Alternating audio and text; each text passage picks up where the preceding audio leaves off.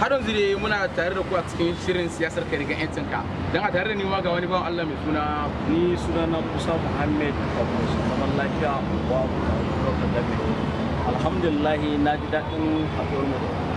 ni ina kira da gwamnati ta jihar Kano da kuma gwamnatin Najeriya ta mai girma janar Buhari duk daga ciki ba wani wanda ban na tare da shi domin dalili mu muna son zaman lafiya kuma alhamdulillah Allah ya kawo mana zaman lafiya da Najeriya da Kano state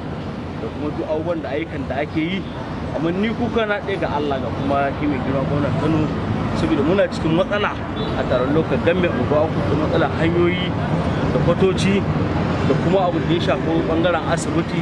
maganin nuka tun da ana cikin larura da ma da suke cikin rashin lafiya gwamnati ta tallafa ta taimaka mana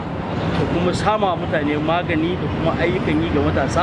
matasan mu na unguwa ku alhamdulillah mun taron lokacin game tun dukkan daga cikin matasan mu ba za ka sa wata fata gari kuma muna zaman lafiya da su muna zaman lafiya a mu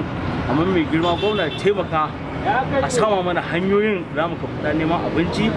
da ganye yanzu ka duba daga tashar unguwa ko abin da ya kai tsamiyar basha wallahi tallahi in a ce ya samu mai fati saboda mutum 10 sai bai tabarbarewa hanyar nan mace kuma in ciki ne da ita